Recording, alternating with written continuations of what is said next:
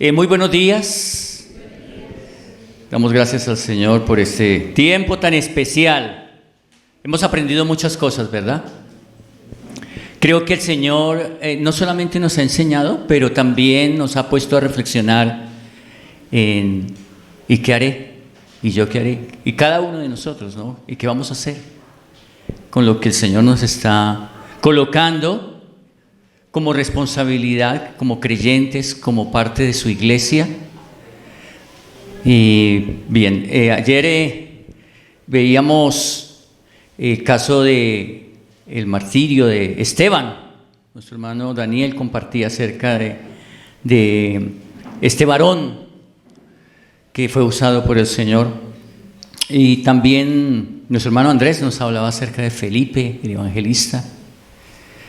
A veces cuando leemos la Escritura pensamos en ellos como esos que pasaron y que como historias bonitas y bien interesantes, pero es necesario que los veamos como que fueron parte y que han sido parte de nosotros mismos, porque somos un cuerpo, la iglesia de Cristo, y es como si hubiesen sido y son parte. Están dentro de nosotros también en el sentido de que ellos fueron usados, fueron instrumentos en la mano del Señor y cumplieron un propósito, al igual que los que estamos aquí y los que hemos creído y todos los creyentes de todo el mundo, los que han nacido de nuevo, que un día reconocieron a Jesús como su único y suficiente Salvador, también tienen un propósito. Y en este mundo estamos. Y el Señor nos ha puesto hasta acá, nos ha traído hasta acá, porque sabemos que hay un propósito en cada una de nuestras vidas. Amén. Bien, vamos a abrir nuestras Biblias en Hechos capítulo 12. En esta mañana quiero compartir acerca de tres personas y algo fundamental. Es la cuarta, y tiene que ver con la muerte de Jacobo, sobre el encarcelamiento de Pedro y también acerca de lo que es la palabra de Dios. Bien, Hechos capítulo 11, verso 19, hay algo muy importante aquí, y es que dice, vamos a leer Hechos 11, 19, dice: ahora bien, los que habían sido esparcidos a causa de la persecución que hubo con motivo de Esteban, pasaron hasta Fenicia, Chipre y Antioquía, no hablando a nadie la palabra, sino solo a los judíos. Y aquí hay una situación que en cierta manera genera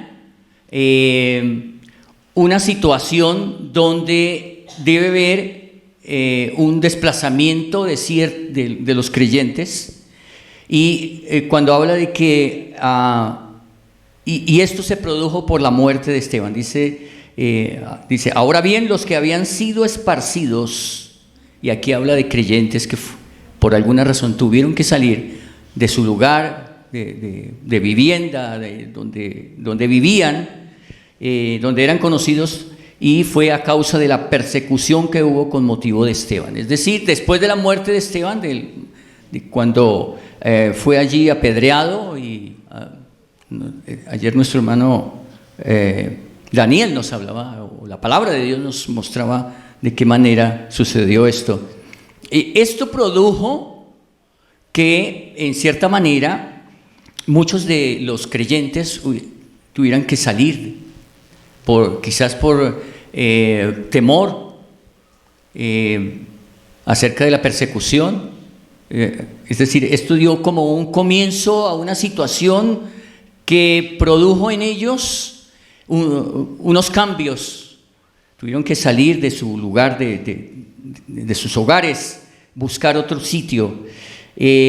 Ahora, estos que salieron de allí, dice la Escritura que pasaron hasta Fenicia, Chipre y Antioquía, y dice que no hablando a nadie la palabra del Señor, sino a quienes, a los judíos. Que inicialmente vemos que la iglesia está enfocada pues entre los judíos, ¿no? Empieza en Jerusalén, esto años más o tiempo más tarde se trasladó no solamente a Jerusalén, sino salió a Judea, todo lo que era la región de Judea. Pero aquí ya entonces hay otra situación que los lleva a salir de Judea e ir a buscar a otros lugares, a otros países, ¿sí? A otras regiones, pensando en que iban a ser también perseguidos. Pero allí donde llegaban, ellos tenían algo claro, y era que llevaban la palabra a los judíos. Y aquí una de los protagonistas importantes es la palabra de Dios. Hoy hemos cantado acerca de la importancia de la palabra de Dios.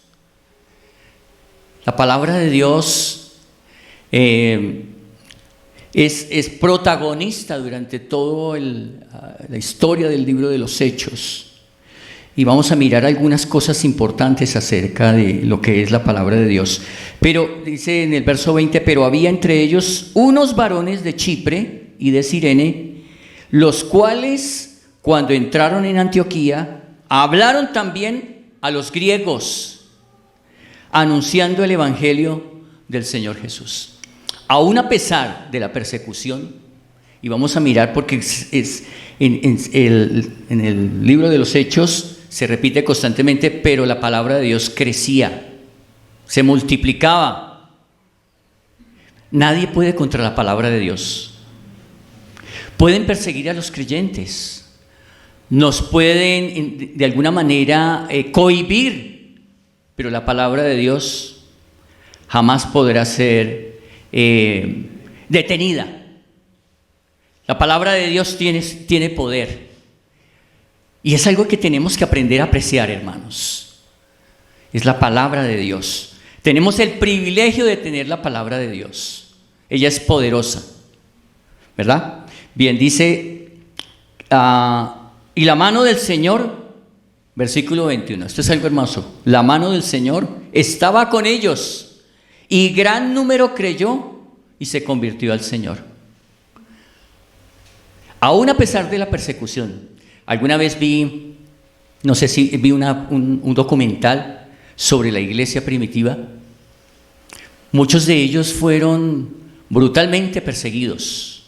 Eran llevados como espectáculo público al mundo. Eran sacados a la arena de allí en el circo romano. Y las personas pagaban sus boletas por ir a mirar aquel espectáculo. Y algo que me impresionó, siendo recién convertido, me impresionó muchísimo, fue la actitud de aquellos que salían a la plaza, allí a la arena, sabiendo que iban a entregar sus vidas. ¿Y saben cómo salían? No, cantando, con alegría, con gozo.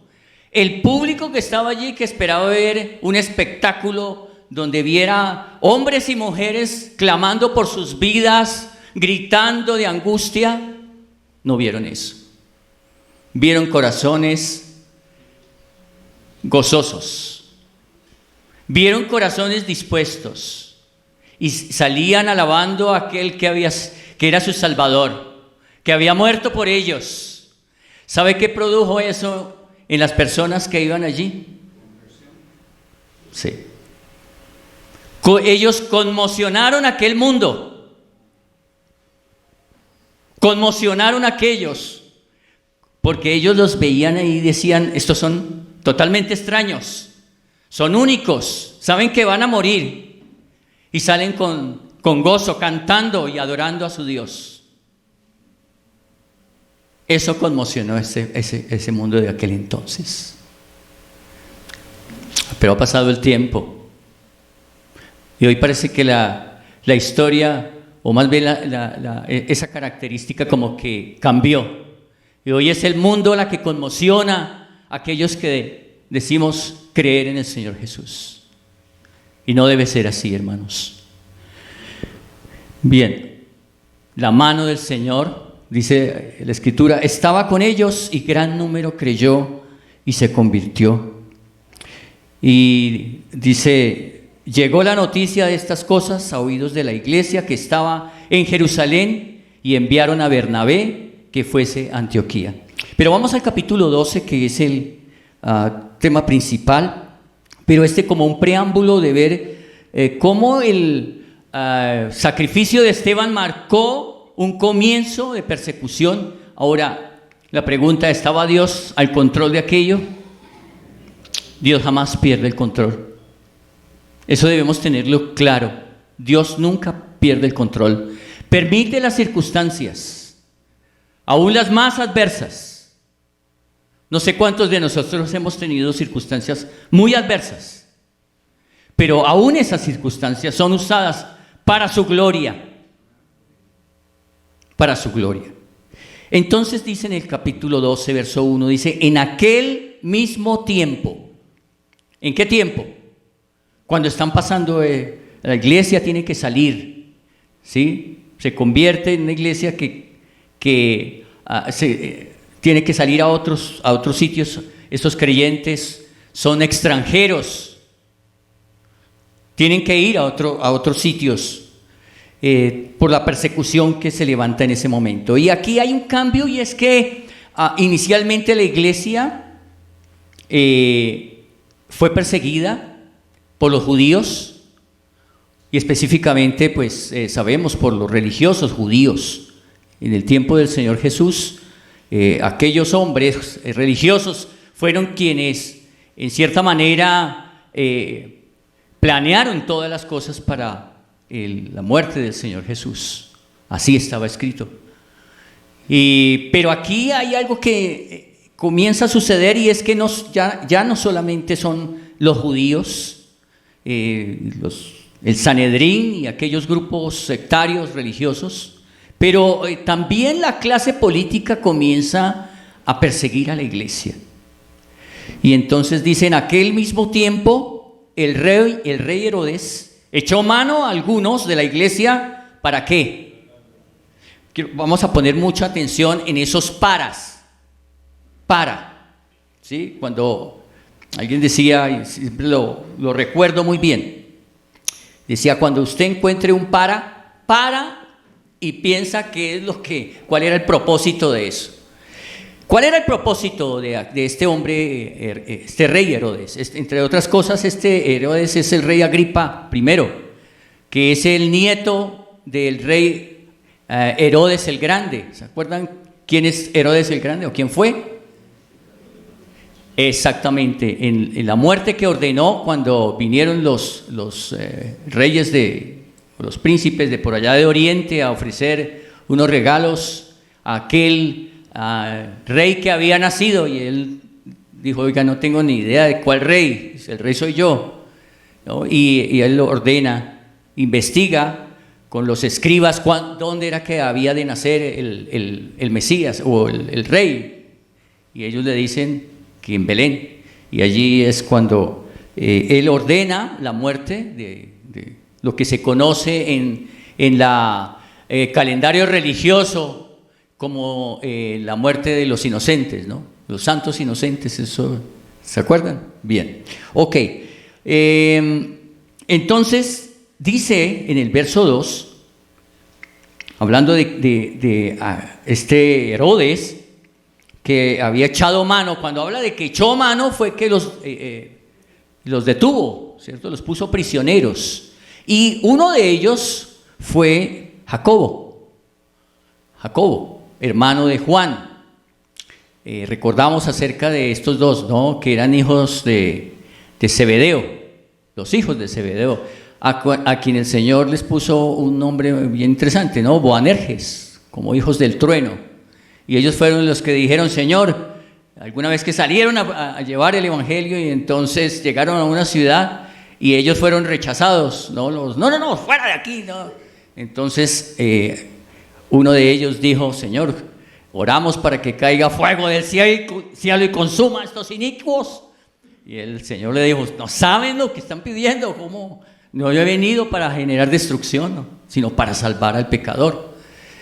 Estoy parafraseando, ¿no? Pero indudablemente el Señor les confrontó, de allí les puso hijos del trueno. Ahora, yo tengo mucha duda porque no sé si les puso hijos del trueno por esa razón o por su mamá, la mamá de ellos, que era una mujer bastante impulsiva, ¿no? Ella fue la que movió a los hijos. Miremos eso está en Mateo 20, vamos a mirar un momentico Mateo 20. En Mateo 20, el versículo 21, ella hizo una petición muy especial al Señor. ¿Se acuerdan cuál fue la petición de esta mujer? Ella dijo: Señor, bueno, vengo a pedirte una cosa. Mis hijos, miren esta lumbrera de chicos, a Jacobito y a Juan, ¿cierto? Y entonces ella pide que sus hijos, cuando Él venga en su reino, uno se siente a la derecha y el otro a la izquierda, ¿no? Y bueno, el Señor en cierta manera, pues con gran amor le dice: no sabes lo que estás pidiendo, ¿sí? Y vamos a mirar ese pasaje que está en Mateo 20, ¿estamos ahí? Bien, entonces dice: entonces se le acercó la madre de los hijos de Zebedeo con sus hijos, postrándose ante él y pidiéndole algo. Y él les dijo: ¿qué quieres?, le dice a ella, y ella le dijo: ordena que en tu reino se sienten estos dos hijos míos, el uno a tu derecha y el otro a tu izquierda. Eso es mucho pedir. Y dice: entonces Jesús respondiendo dijo: no sabéis lo que pedís. Y hace una pregunta, el Señor Jesús hace una pregunta, ¿no? Y no se la hace a ella, se la hace a los dos. Y les dice: ¿podéis beber del vaso que yo he de beber y ser bautizados con el bautismo con que yo soy bautizado? ¿Sí? Interesante pregunta. ¿Lo entendieron ellos? Entonces ellos responden lo siguiente. Ellos dicen: sí, podemos tomar del vaso que tú has de beber, podemos hacerlo, y ser bautizados con el bautismo que fuiste bautizado también, ¿cierto?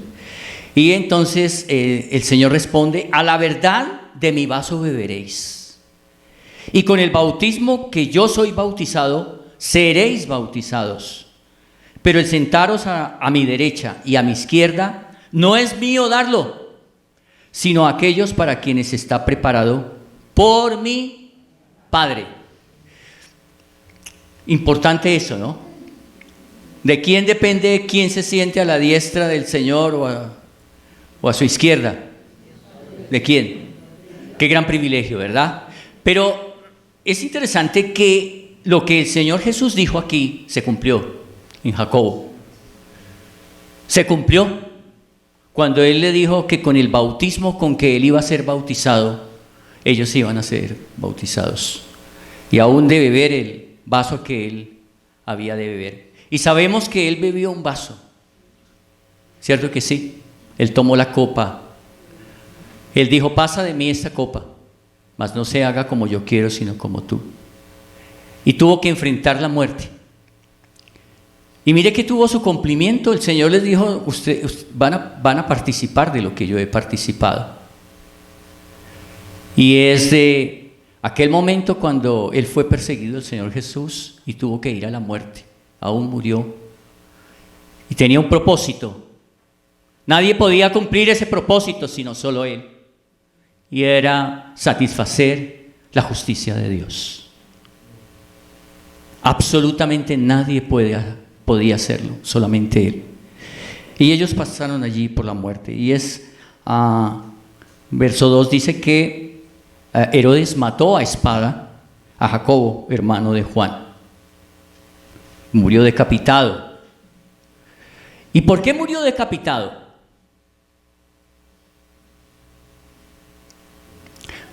Él no quiso de ninguna manera echar atrás. Y en su propósito de llevar el Evangelio, de presentar a Cristo como su Señor y Salvador. Y murió. Ahora, indudablemente, Cuando la iglesia comienza a ser perseguida, digamos que el objetivo es atrapar a los líderes principales. Y Jacobo era uno de los líderes principales. Como ejemplo, como escarmiento, para que otros teman. Bien, pero dice, y viendo que esto había agradado, verso 3, a los judíos, y aquí encontramos algo importante, ¿no? Herodes vio que lo que él había hecho, había mandado hacer al decapitar a Jacobo, o matarle a espada, agradó grandemente a los judíos. Y él era como político, pues le importaba que los judíos estuvieran de su parte, ¿no? Así son los políticos, ¿no? Buscan su provecho propio. Y dice, procedió no solamente a matarle, sino procedió también a encarcelar a Pedro. Y dice, eran entonces los días de los panes sin levadura. Es decir, estaban en el tiempo de la Pascua. Recordemos que el tiempo de la Pascua era en el primer mes del calendario hebreo, los 14 días se celebraba la Pascua, y 7 días, durante 7 días, desde el 14 al 21, se celebraba la fiesta de los panes, de la cual habla aquí, de los panes sin levadura. Fue durante ese tiempo cuando el apóstol Pedro fue encarcelado, fue detenido. Y en esta segunda parte del capítulo 12 nos habla acerca del encarcelamiento de Pedro. Y dice, y habiéndole tomado preso a Pedro, le puso en la cárcel, entregándole a 4 grupos de 4 soldados cada uno, para que le custodiasen, y se proponía sacarle al pueblo después de la Pascua. Pero sacarle al pueblo después de la Pascua no significaba que le iba a dejar libre, al contrario, él tenía un propósito. Él se había trazado algo y era pues ser totalmente agradable a los judíos y acabar con este grupo que se decían ser los del camino o cristianos. Bien, y algo que vemos aquí es que Pedro fue llevado a una celda y le pusieron 16 hombres como guardias. Y dice, generalmente una escuadra de soldados romanos se conformaba por 16 hombres. Y tenían turnos de guardia. Y los turnos eran de 4, tenían que estar 4 con él.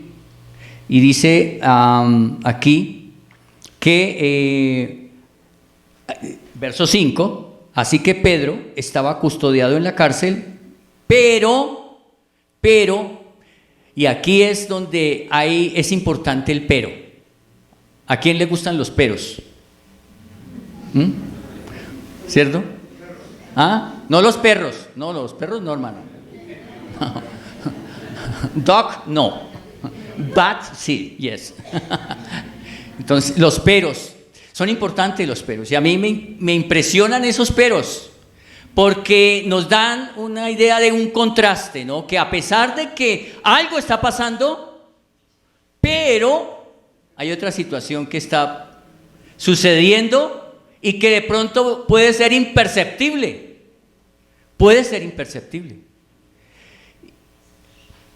Dice, mientras él estaba siendo custodiado por guardias romanos y estaba privado de su libertad, y el pero es algo importante. ¿Qué hacía la iglesia? Oraba, ¿cierto? Sin cesar. La iglesia, lo importante de la oración de la iglesia. Lo importante, la iglesia estaba clamando al Señor. Es decir, Pedro, aunque estaba allí, en ese lugar, la iglesia estaba intercediendo delante de Dios por este varón. Dice, y cuando Herodes le iba a sacar, aquella misma noche estaba Pedro durmiendo entre 2 soldados, sujeto con 2 cadenas, y los guardias delante de la puerta custodiaban la cárcel. Es decir, Pedro dormía en el centro, tenía un guardia a la derecha y otro a la izquierda. Y además de eso estaba encadenado. Una mano la tenía encadenada a un guardia y la otra también. Y no sé si los pies también. Y además de eso, afuera estaban otros cuidando, guardando, que nadie viniese a ingresar a la cárcel y liberarlo. ¿Había alguna posibilidad de que Pedro pudiera salir? Humanamente no. Y dice, verso 7, y he aquí que se presentó un ángel del Señor, y una luz resplandeció en la cárcel, y tocando a Pedro en el costado, le despertó diciendo, levántate pronto, y las cadenas se le cayeron de las manos. No hay absolutamente nada en este mundo que pueda cambiar los planes de Dios. Y eso es algo maravilloso, saber que estamos seguros, hermanos, estamos seguros. Aunque nuestros ojos vean que hay cosas imposibles, para Dios nada es imposible. Se rompen las cadenas, se abren las puertas, se duermen los guardias, ¿cierto? Suceden cosas imperceptibles para el mundo. Lo cierto es que Pedro es liberado de la cárcel y el ángel tiene mucho cuidado con Pedro y le dice, mira, cíñete y átate las sandalias. Es decir, no vayas a salir descalzo, ni vayas a salir medio desnudo, cíñete. Y lo hizo así y le dijo, envuélvete en tu manto y sígueme. Y saliendo le seguía, pero, mira, ahí hay otro pero, no sabía que era verdad lo que hacía el ángel, sino que pensaba que veía una visión. Es decir, Pedro estaba seguramente considerando, no, esto no puede ser posible. ¿Sí? Estoy tal vez teniendo un sueño. Estoy teniendo un sueño y todo esto que está pasando está en mi sueño. ¿Sí? Bien.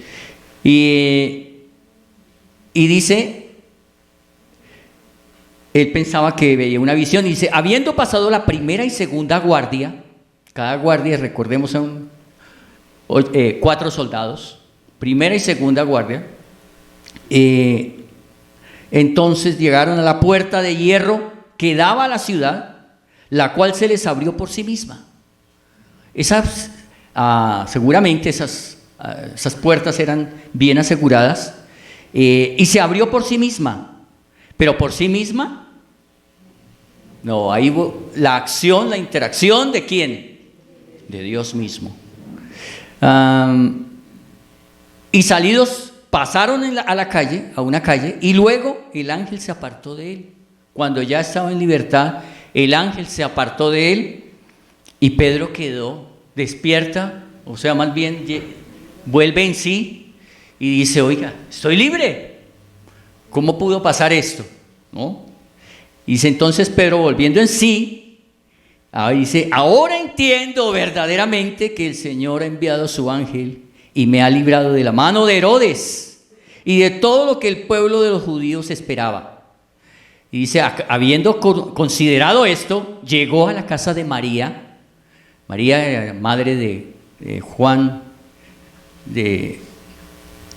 dice, el que tenía por sobrenombre Marcos, Juan Marcos, donde muchos estaban reunidos y ¿qué estaban haciendo? Orando. La iglesia clamaba sin cesar. Claro, era consciente la iglesia de lo que estaba pasando, de la persecución de los líderes, de los hermanos, y que muchos habían tenido que, seguramente por temor, salir. Y dice, cuando llamó Pedro a la puerta, claro, todos lo estaban esperando, ¿no? Ellos sabían que su oración iba a ser contestada inmediatamente, ¿verdad que sí? No. Dice que cuando Pedro llama a la puerta del patio, salió a escuchar una muchacha llamada Rode. Rode escuchó que estaban allá golpeando, no creo que hubiese timbre en ese momento, ¿no? Pero estaban golpeando afanosamente la puerta y ella sale, oye, ¿quién será? ¿No? Y cuando ella pregunta, dice, cuando reconoció la voz de Pedro, se gozó. Y tal gozo fue tan grande que se le olvidó lo más importante, y era abrir la puerta, hombre. Y salió corriendo allá a gritar, no, mire, llegó Pedro. Y está loca mujer, ¿cómo así? Pedro persistía en llamar. Cuando le abrieron y le vieron, se quedaron, ¿qué? Atónitos. Dice, no lo podemos creer. ¿No nos ha pasado eso, hermanos? Que a veces cuando oramos y especialmente tocamos la puerta a un inconverso y se convierte, uno dice, uy, no puedo creer que ese tipo se haya convertido, ¿no? Pero es lo que hace Dios. Dios hace esas cosas maravillosas. Yo soy testigo de eso, cómo Dios abre puertas en tiempos de dificultad. Bien. Dice que la escritura que esta mujer salió allí, y ¿se imaginan ustedes el gozo de la iglesia? Al Pedro narrar lo que ha vivido en ese momento y ver ellos el poder de Dios actuando en una circunstancia tan difícil. Dice, más Pedro persistía en llamar, y cuando le abrieron, bueno, se quedaron atónitos, pero él haciéndoles con la mano señal de que callasen, no era tanto ruido, ¿no?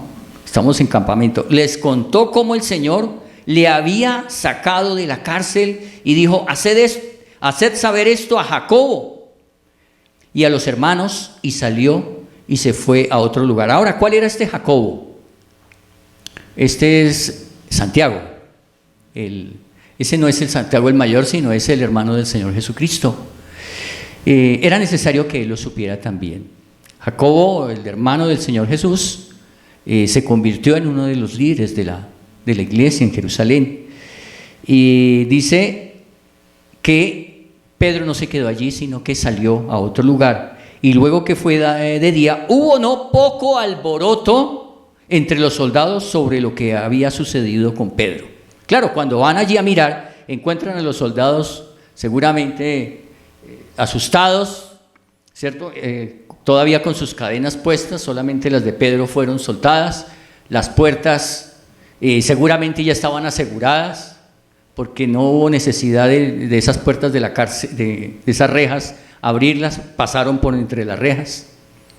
Y claro, el problema tan grande. ¿Sabes cuál era la sanción para un soldado romano que dejara escapar un preso? La muerte.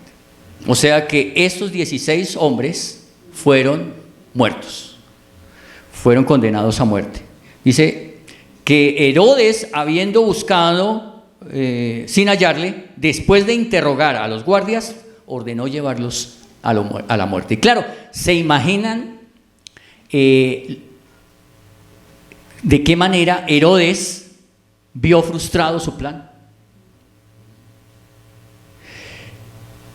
Y dice, verso 20, y aquí indudablemente el tema es Herodes, este hombre, Herodes. Dice, y Herodes estaba enojado contra los de Tiro y de Sidón, pero ellos vinieron de acuerdo ante él, y sobornando a Blasto, que era camarero mayor del rey, pedían paz porque su territorio era abastecido por el rey. Y un día señalado, Herodes, vestido de ropas reales, se sentó en el tribunal y les arengó. Y el pueblo clamaba gritando, mire lo que el pueblo gritaba, ¿no? Voz de Dios y no de hombre. Y esto seguramente afectó tanto a este hombre. Dice, al momento un ángel del Señor le hirió. Mire cómo el Señor hace cosas, ¿no? Mientras que a uno rescata, a otros hiere. Dura cosa es dar cosas contra el aguijón, y dura cosa es oponerse al propósito de Dios. Dice, al momento un ángel del Señor le hirió, por cuanto no dio la gloria a Dios, y expiró comido de gusanos. ¿Cuál fue la razón por la que este hombre recibió aquel justo juicio? ¿Qué no hizo? No le dio. Eso es otra palabra clave aquí. Darle gloria a Dios. Este hombre no le dio gloria a Dios. Y murió, dice la Escritura, que comido de gusanos. no sé si hubiese tenido de pronto alguna infección gastrointestinal y eso lo llevó a la muerte. Posiblemente, ¿no? Aquí esa frase, comido de gusanos, significa con unos intensos dolores en el estómago, pero terribles dolores, y eso le llevó a la muerte. Es posible que haya sido eso, ¿no? Y dice, pero, aquí hay otro pero también que me encanta. ¿Qué dice ahí el versículo 24? Pero la palabra del Señor, ¿qué hacía? Crecía y ¿se qué? Multiplicaba. Precioso eso, ¿no es cierto? La palabra de Dios es viva y eficaz. Cuando nos habla de que la palabra de Dios crecía, ¿qué significa eso? Que se expandía, que llegaba al corazón de las personas. ¿Y cómo se transmitía la palabra de Dios? A través del testimonio, el mensaje. Esa es la palabra de Dios, hermanos. Tan importante, la que tenemos allí, que muchas veces dejamos guardada y poco estudiamos. Pero miren la importancia de la palabra de Dios. La palabra de Dios crecía y se multiplicaba. Pensaba en 2 de Timoteo, Pablo escribiéndole a Timoteo, en el capítulo 2, dice estas palabras, hablando acerca de la palabra de Dios. En el versículo 8 dice, acuérdate de Jesucristo, del linaje de David, resucitado de los muertos según mi evangelio. Mire que no dice según el evangelio de Dios, sino mi evangelio. Para Pablo, el evangelio era su vida. Cuando considero esto, es necesario preguntarme, ¿el evangelio es mi vida? Algo por lo que estoy dispuesto a entregarlo absolutamente todo. Y podríamos preguntarnos eso, ¿el evangelio es tu vida? Y pregúntate, ¿es mi vida el evangelio? ¿La razón de mi vida? En otro tiempo teníamos otra razón por la cual vivir. Hoy es el evangelio. Ese evangelio es Jesús. Es mi vida. Dueño de mi vida, dueño de nuestras vidas. Yo no soy dueño de mi vida. Versículo 9 dice, en el cual sufro penalidad. Esta palabra es clave. Sufro penalidades. Y ayer nuestro hermano nos decía, pare de sufrir, ¿no es cierto? Ese es como el mensaje hoy en día en muchas iglesias cristianas. No, hermano, pare de sufrir. Venga a Cristo y sus sufrimientos acabarán. Tiene problemas económicos, venga a Cristo y una vez usted ya no tendrá más problemas económicos. Tiene problemas en la familia, venga para que, bueno, sí, indudablemente sí. Pero definitivamente siempre tendremos penalidades. Siempre viene a mi memoria esa palabra que dice, el que quiera vivir piadosamente, ¿qué? Vivir una vida sin problemas, ¿no es cierto que no? El que quiera vivir, o el que quiere vivir piadosamente, sufrirá penalidades en este mundo, porque este mundo es adverso al evangelio. De hecho, ya no somos de este mundo, en el cual sufro penalidades hasta prisiones a modo de malhechor. Pero, ¿qué dice ahí? Aunque no hay un pero, dice más la palabra de Dios no está presa. La palabra de Dios nunca puede ser así. Los gobiernos saquen decretos y digan, está prohibido hablar de religión y de Biblia. La palabra de Dios nunca estará presa. Nadie, el hombre, no podrá hacerlo. Bien, volviendo allí a Hechos capítulo 12, veíamos entonces de qué manera Pedro es liberado, ¿sí? Y también hay un juicio sobre Herodes, sobre este rey, que indudablemente murió de una manera terrible, pero la palabra de Dios, y quiero pensar un poquito acerca de algunas reflexiones sobre la palabra de Dios. Me gustaría mucho que fuéramos a Primera de Pedro y hablar un poco acerca de algo que de pronto nos incomoda un poco, y es los padecimientos. El padecimiento. Capítulo 2 de Primera de Pedro, versículo 11 y 12. Pedro viene hablando acerca de lo que somos. Somos linaje escogido, real sacerdocio, nación santa, pueblo adquirido por Dios, para que anunciemos. ¿Para que qué? ¿A quién debemos anunciar? ¿Y a quiénes les debemos anunciar? A todas las naciones, a todos, ¿cierto? Y dice en el verso 11: amados, yo os ruego como a extranjeros y peregrinos. ¿A quiénes escribe el apóstol Pedro esta carta? A los expatriados, a los que han tenido que salir, a los inmigrantes. Es grato ser inmigrante. Hoy estamos viviendo un momento histórico donde han habido emigraciones, ¿cierto?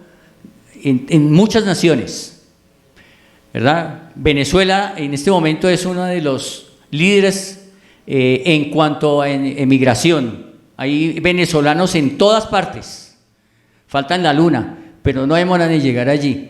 Pero que es triste, ¿no es cierto? Es un inmigrante, es alguien que ha perdido en cierta manera su patria y ha tenido que ir a otros sitios. Muchos creyentes tuvieron que salir, pero Dios tenía un propósito en eso, y era el cumplimiento de lo que dijo el Señor Jesús: me seréis testigos en Jerusalén, en Judea, en Samaria y hasta lo último de la tierra. Si no hubiese sido así, muchas veces Dios utiliza circunstancias como la persecución con el propósito de que su pueblo o aquellos que han creído salgan a otros sitios y lleven el evangelio. Y donde ellos iban, ¿qué hacían? Empezaban a predicar el evangelio, primeramente entre los judíos, ¿verdad? Iban a las sinagogas. Y de hecho el apóstol Pablo lo hizo de esa manera, ¿no? Cuando iba a un sitio, en Asia, en cualquier parte, lo primero que visitaba, ¿qué era? La sinagoga. ¿Y allí qué predicaba? A Cristo. Claro, algunos lo rechazaban y algunos lo sacaban a golpes, pero otros creían y conocían a Cristo como su único y suficiente Salvador. Y así la iglesia crecía, la palabra de Dios crecía y se multiplicaba. Bien, y dice: yo os ruego, y aquí hay un ruego, dice, como a extranjeros y peregrinos, que os abstengáis de los deseos carnales que batallan contra el alma. Y la pregunta: ¿aquí hay alguno que es un extranjero y peregrino? Levante su mano. Claro, no venimos de otra nación, pero ya somos de otro reino. Y mientras estemos en este mundo, somos extranjeros y somos peregrinos. El mundo no es mi hogar, dice el himno, ¿no? Un himno maravilloso. Soy peregrino aquí, en la mansión de luz que tengo allí. ¿Qué creen que tenemos allí? Ese es nuestro hogar, es nuestro destino. De hecho, debemos anhelar aquel momento cuando estemos estemos allí. Y mire, para los creyentes, el morir por Cristo era un privilegio. Se convirtió como en una meta de muchos de aquel primer siglo. Morir por Cristo era el mayor privilegio que tenían. ¿Cómo ha cambiado el tiempo, no es cierto? Leyendo un libro que se llama Torturados por Cristo, si lo han leído. Creo que algunos han leído ese libro, ¿cierto? ¿No lo han leído? ¿Quién lo ha leído? Torturados por Cristo. Muy pocos lo han leído. Y uno de los libros que cuando empecé mi discipulado, mi primer discipulado, que fue mi discipulador fue Gilberto Vanegas. Estoy hablando del año 1983. Eso hace poquito. Y me dijo, pues haciendo mi discipulado, y un día me dijo, te voy a regalar ese libro, hermano. Y Torturados por Cristo. Y yo pensé, oye, ¿Cristo ha torturado gente? pero básicamente el título es Por la causa de Cristo, ¿cierto? Seguramente en la traducción. Y habla de la iglesia que fue perseguida en Rusia. Y hay como un comentario bien jocoso, porque se tenían que reunir en lugares secretos, y un día llegaron unos soldados armados, unos soldados rusos, y entraron, golpearon, abrieron, y ellos entraron y encontraron un poco de gente así como hoy, así, más o menos así. Entonces ellos dijeron, levántense los que realmente no son cristianos, ¿cierto? Y cargaron sus fusiles y toda la cosa. Levántense a ver quiénes son los cristianos y es mejor que salgan. Entonces, claro, algunos se fueron levantando y fueron saliendo y quedaron unos pocos. Sí, y después de que salieron y los despidieron, pues váyanse, o si no, no respondemos. Y se fueron. Y dice que cerraron la puerta y dijeron, amados hermanos, menos mal sacamos a los que no eran. Ahora sí que empieza el culto. Estos hombres eran creyentes. Él cuenta ese testimonio y fue real. El escritor cuenta ese. Bien. Así que dice aquí, versículo 12, manteniendo vuestra buena manera de vivir entre los gentiles, para que en lo que murmuran de vosotros como de malhechores. ¿Cómo consideraban a los creyentes en ese momento? Malhechores, bandidos. Estos son los bandidos. Mire, el Imperio Romano permitía que la gente tuviese los dioses que quisiera, ¿sí? Todos los dioses, si usted cree en 11.000 dioses, perfecto, ¿sí? Porque ellos eran politeístas.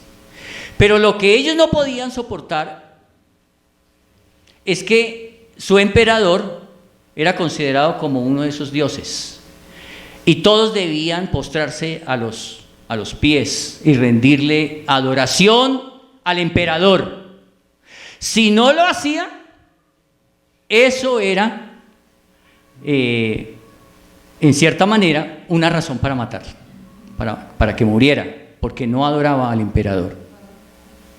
Entonces a ellos lo que les molestaba era que los cristianos no adoraban a otro que no fuera a su Dios. Y hasta el día de hoy no adoramos a otro que no sea nuestro Dios. Nadie es digno de adoración. Nadie es digno de adoración. Hoy en día como que ¿cómo llamarlo? Hay algunos que se hacen llamar grandes pastores y apóstoles de hoy en día, son como semidioses a los cuales los adoran. Dios no acepta aquello, hermanos. Tengamos cuidado con ir a dar nuestra adoración a otro que no sea nuestro amado Salvador Jesús y al Padre. Bien, dice algo importante y es otra palabra clave aquí, es glorifiquen a Dios en el día de la visitación al considerar vuestras buenas obras. Nuestra conducta delante del mundo, ¿qué hace? Glorificar a Dios. Para ellos puede ser motivo de burla. Ay, usted como es uno de los hermanitos allá de la caridad, ¿cierto? Y se burlan de ello. Ellos supuestamente blasfeman contra Dios, pero en nuestra actitud, ¿cuál es? Glorificar a Dios. Aún la iglesia entendía que el dar su vida por Cristo y no permitir en ninguna manera confesar o declarar que, porque muchas veces les decía, declare que Jesús no es Dios. y no morirá. Y si declaras que sí es Dios, morirás. ¿Qué opción escogerías? Son preguntas que nos deben hacer pensar, ¿no es cierto? Bien. Finalmente, en el capítulo 4 de Primera de Pedro, este hombre que entregó su vida, fue un mártir. Recordemos la historia, aunque no lo dice la Biblia, no lo narra la Biblia, el apóstol Pedro murió crucificado y él pidió que fuese crucificado de cabeza abajo. Y indudablemente tenía en su corazón, primero, la certeza de que no iba a morir tan joven, porque el Señor Jesús se lo dijo, ¿no es cierto? ¿Se acuerdan? En Juan 20, cuando Él le pregunta, ¿y qué de este, no? Y de Juan, ¿no? Y Él le dijo, si yo quiero que quede hasta que yo venga, ¿tú qué? Tú, lo que el Señor le mandó fue, cuando le preguntó, ¿me amas, Pedro? Y Él le dijo, claro que sí, pastorea mis ovejas, ¿cierto? Y por 3 veces se lo preguntó, y Pedro luego mira a Juan, al otro discípulo. De hecho, Juan y Pedro fueron muy cercanos, al igual que Jacobo, el que fue muerto por Herodes o mandado a asesinar. Bien, lo cierto es que finalmente Pedro sabía que, como el Señor se lo dijo, cuando seas viejo, otros te ceñirán y te llevarán donde tú no quieras. Y así fue. Y él tenía esa certeza, sabía que el Señor le había dicho esto. Y dice, verso 12, dice, amados, no os sorprendáis del fuego de prueba que os ha sobrevenido, como si alguna cosa extraña os aconteciese. Y hermanos, no nos debe sorprender que en algún momento de la historia, seguramente muy pronto, ya hay países donde no se puede, es prohibido públicamente predicar el Evangelio. No se puede salir a las calles a predicar el Evangelio porque es un delito. Pero otros sí pueden hacer proselitismo de otro tipo, ¿no? Salir con banderas de multicolores y decir que se perciben ya como una cosa y otra. Eso sí no es prohibido, ¿verdad? Claro, eso es. El Evangelio se considera como una piedra de caída para muchos, como un estorbo, como algo que ha causado daño a esta sociedad. Qué paradoja, ¿cierto? Dice que no nos sorprendamos del fuego de prueba y le dice a estos hermanos que les ha sobrevenido como si alguna cosa extraña os aconteciese. Versículo 13, pero, aquí dice sino, pero también es equivalente, sino o pero, gozaos por cuanto sois participantes de los padecimientos de Cristo. Este fue un versículo que en un momento de mi vida me tocó muy, muy fuerte me tocó este pasaje. Hoy doy gracias al Señor por esto. Recuerdo que en algún momento, estando privado de mi libertad en una unidad militar por un delito que no cometí, estuve 35 meses privado de mi libertad y leí este pasaje. Se me permitió allí iniciar los domingos reuniones con los soldados, los que no eran católicos.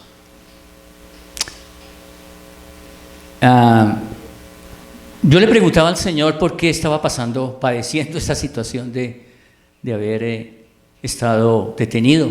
En ese momento, claro, había perdido mi carrera militar, bueno, muchas cosas, mi hogar, aunque no estaba perdido, pero sí el estar ausente. Eh, pero una de las cosas que el Señor hizo fue que rompió cadenas y abrió puertas. Y unos años atrás había rogado al Señor. A veces pedimos cosas, creo que a todos nos ha pasado, hemos pedido algo, ¿cierto? Y a veces nos pasa lo de Jacobo y su hermano, ¿no? Que pidieron, o la mamá que pidió aquello, ¿no? Yo había pedido en mi corazón, era creyente, y yo le pedí un día al Señor que quería ser capellán militar. Yo dije, Señor, yo anhelo, porque vinieron unos hermanos de Estados Unidos, ellos eran capellanes y eran coroneles, habían todo tipo de grados y eran creyentes.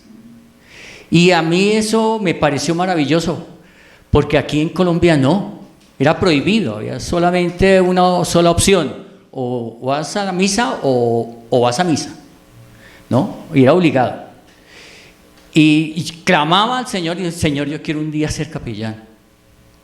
Y duré bastante tiempo, y debo confesarlo, y el Señor sabe que había en mi corazón ese deseo, pero hubo algo que cambió ese deseo, y fue que pues me involucré en vuelo, hice curso para vuelo, y me involucré en eso y me olvidé definitivamente de lo que había pedido.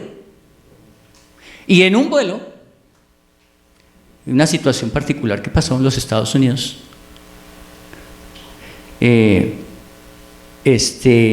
no solamente yo, sino todos los que íbamos en el avión, nos abrieron un proceso penal por narcotráfico. Encontraron droga en el avión, y una gran cantidad. Fue una cantidad bestial. Y ustedes dirán, ¿bestial por qué? 666 kilos de cocaína. Por eso digo bestial.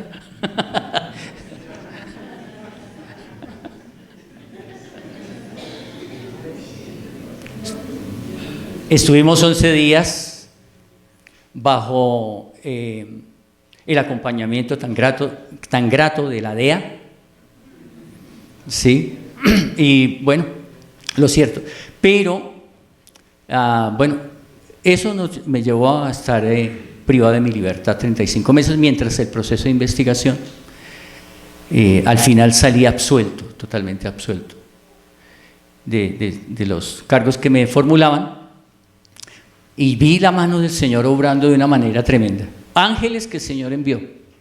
Las fiscales que hicieron la investigación siempre dijeron, usted no tiene nada que ver en ese proceso.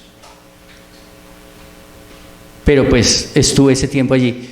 Y al final, hablando con una de ellas, Xiomara se llamaba la fiscal, nos pusimos a hablar un día en el tiempo de juicio, mientras hubo un receso ahí, y estuvimos charlando de cosas. Y entonces estábamos hablando del Señor, y ella me dijo, yo asisto a una iglesia cristiana, soy cristiana hace 8 años. Y entonces yo le dije, no, yo soy cristiano desde, llevo como unos 20 y pico de años.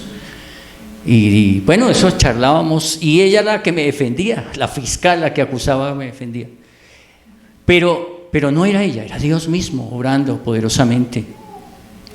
Lo cierto es que en medio de la persecución, digamos, no en la persecución, sino en medio de la tormenta, de la situación, vi cosas maravillosas de Dios. Hermanos, hermosas. Jamás podré olvidarlo. Creo que eso fue un claro llamado del Señor, y me permitió ser capellán a tiempo completo, 24 horas, 7 días a la semana. Sí. Dios abrió puertas. Mire, a mí me detuvieron en mayo del 99, los otros estaban detenidos desde diciembre del 98. Cuando yo llegué, pues la gente que estaba detenida por el mismo caso, pues podían salir y trabajar ahí en la unidad militar. Y a mí me llamaron el viernes, y me llama un mayor que yo no conocía, un caleño, y me llamó y me saludó muy efusivamente, y me dijo, jefe, mire, pues yo voy a estar a cargo de usted. Entonces, cualquier cosa que necesite, tal cosa. Y le dije, no, listo, mi mayor. Y él me dijo, necesito pedirle un favor. Y claro. Y me dijo, bueno, tengo un problema en este momento aquí en el grupo de soldados, porque pues por la nueva constitución yo no puedo obligar a los soldados a que vayan a misa si no son católicos. Y aquí hay un grupo de soldados que dicen que son cristianos. Yo sé que usted es cristiano. ¿Habría la posibilidad de que usted le hiciera los domingos la misa o bueno, esa reunión que ustedes hacen ahí con los soldados o a los soldados? Y le dije, pues listo, claro que sí. Desde el primer domingo que tuve la oportunidad de empezar una reunión allí. En otro tiempo atrás orábamos porque en las fuerzas militares vinieran hombres y mujeres temerosos de Dios. Y durante esos 35 meses el Señor me permitió. Pasaron muchos soldados, tal vez unos 800 soldados por allí. Y algo maravilloso es que la primera reunión hubo solamente dos soldados. Y luego uno de esos soldados esa semana me llamó y me dijo, es que le he compartido a un compañero del Evangelio, pero él no, nada, pues él no... Le gusta, pero no. Y fuimos y hablamos con el soldado, le compartí el Evangelio. Y no porque yo dije, no quiero decir que yo fui un superhéroe y que hice aquello. No, eso no. El Señor sabe que en ese momento sentía que no valía absolutamente nada. Que estaba imposibilitado, atado de manos y pies. Dios lo hizo. Le compartí al muchacho y le pregunté, ¿quisieras de pronto aceptar aquí? Y dijo, sí, yo quiero hacerlo. Oramos, ellos se fueron a los 20 días. Pasaron 3 meses y un día, un sábado, me informaron ahí de la guardia, jefe, que tiene usted una visita. Yo dije, no, pues mi esposa no viene hoy, nadie. ¿Quién? Dijo, no, son unos muchachos. Dije, los muchachos de la iglesia, seguramente de la congregación que vienen a visitarme. Y cuando a lo lejos vi, dije, yo no reconocí a ninguno, esos no son. Pero después ya más cerca me di cuenta que era ese soldado que había hecho una decisión de fe y venía con otros 4 o 5 y me dijo, jefe, ¿cómo está? Mucho gusto. Mire, quiero presentarle a estos jóvenes que son de la iglesia. Me dijo, me estoy congregando, me bauticé ayer, di mi testimonio.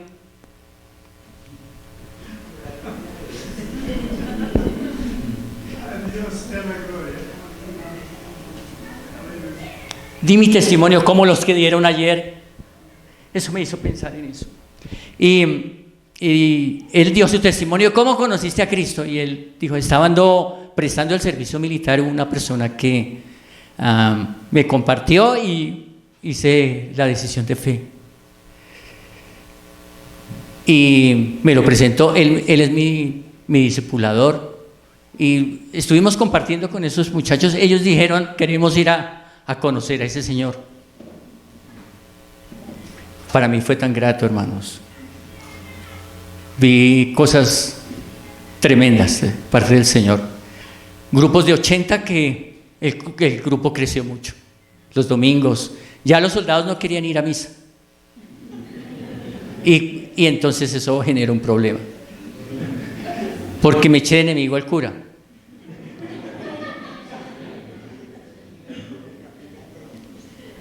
Me eché de enemigo al cura. Y un día me llamó y me dijo, venga jefe, pues ¿por qué no más bien nos unimos? Usted va a la misa y toca la guitarra y cantamos. No. Pero algo que veía era que a veces, hermanos, lo confieso delante del Señor, por la situación, me sentía seco por la situación. Aunque leía la Escritura y solamente Dios daba paz en mi corazón. Y a veces llegaba el domingo y yo decía, Señor, pero ¿de qué comparto con ellos? ¿Qué les digo? Y no porque no supiera la Escritura, sino porque sentía que estaba seco. Pero tenía la obligación porque los veía dispuestos, cantábamos, sacaba la guitarra y cantábamos, y eso era algo hermoso. Una disposición de esos muchachos. Y bueno, algo que era interesante era que aún en las horas de la noche, cuando ellos tenían libre, golpeaban allá la puerta del cuarto y llegaban 8 o 10. Jefe, venimos a orar.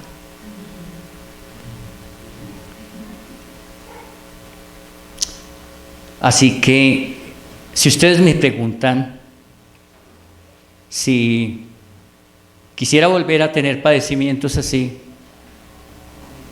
vale la pena.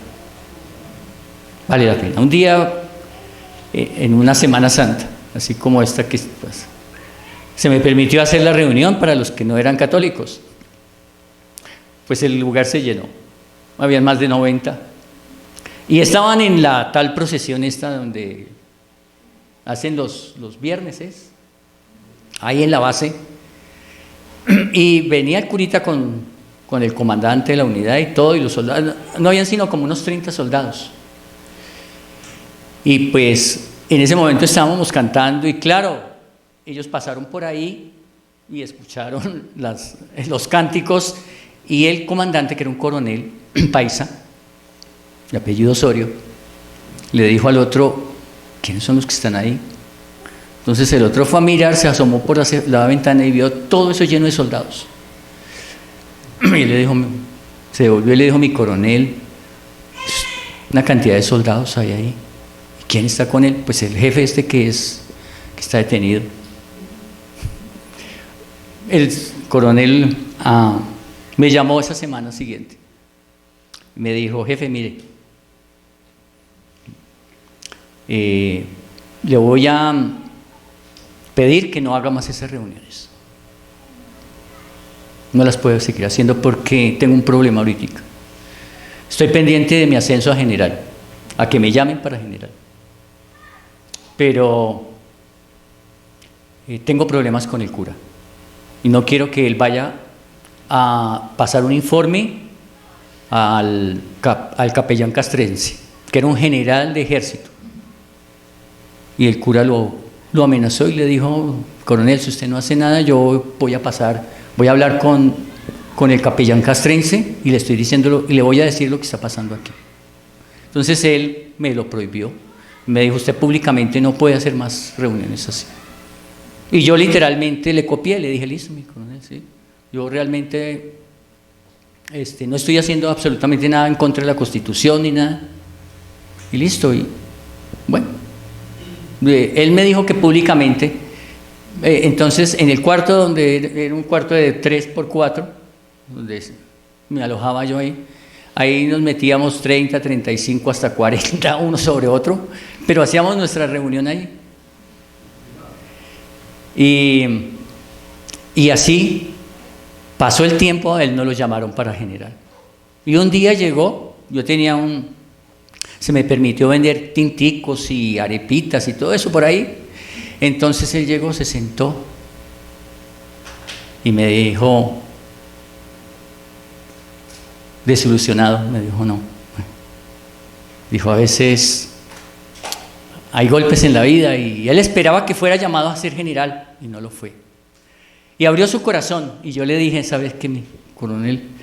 Las cosas de este mundo son pasajeras y las glorias de este mundo también. Y todos esas latas que le dan a uno y lo condecoran, eso no sirve para nada. Para nada. Pero hay algo mayor, y es el reino de los cielos. Tuve la oportunidad de hablar con este hombre, un coronel que se quebrantó allí. Y no porque yo lo haya hecho, sino porque Dios es el que hace eso, hermanos. Así que perdónenme por haber compartido esto, hermanos, pero para mí, definitivamente, en esas situaciones adversas es cuando Dios más obra, hermanos. Así que no desfallezcamos, sino que al contrario, toda situación que pasemos, tengamos siempre en cuenta en dar gloria a Dios. Ese es nuestro propósito. Para eso fuimos rescatados. para ser de gloria para Dios. Vamos a orar. Les invito a que nos pongamos en pie. Querido Dios, gracias por este maravilloso tiempo de comunión, porque nos has llevado a través de tu palabra, Señor, que nunca está presa, que nos libera. Tu palabra que es nuestra vida, Señor, y el Evangelio que es la razón de nuestra vida, Cristo. Señor, gracias por lo que has hablado a nuestras vidas, Señor. Gracias por lo que estás haciendo. Ponemos en tus manos todo nuestro ser. Úsanos para tu gloria, Señor. Guárdanos, Señor, de que haya en nosotros orgullo, vanagloria. Nada, absolutamente nada podemos hacer sin ti, Señor. Queremos exaltarte. Gracias por cada uno de mis hermanos. Gracias por los hermanos de Aposento Suba, Señor. Gracias por ellos, por conocerlos, por saber de qué manera sus vidas, Señor, han sido, Padre, instrumentos en tu mano. Gracias, Padre, por mis amados hermanos en Orquídeas, mi familia, Señor. Gracias por ellos. Qué grato, Señor, podernos reunir con el único propósito, Señor, de postrarnos delante de ti y reconocer nuestra debilidad, pero también tu poder y soberanía, Padre. En el precioso nombre de tu Hijo Jesús. Amén.